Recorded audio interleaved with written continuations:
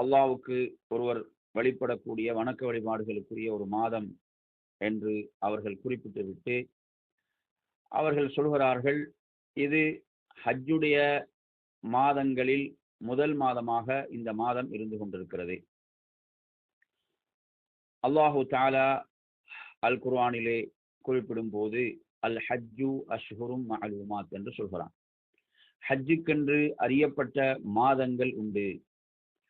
ஹஜ்ஜுக்கென்று அறியப்பட்ட மாதங்கள் எவைகள் என்பதை நாம் பார்ப்போமாக இருந்தால் அவைகள் தான் ஷவ்வால், துல்கஅதா, துல்ஹஜ் ஆகிய மாதங்கள்.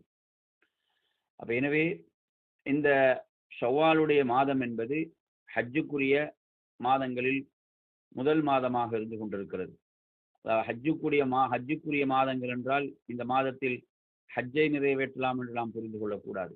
மாறாக ஒருவர்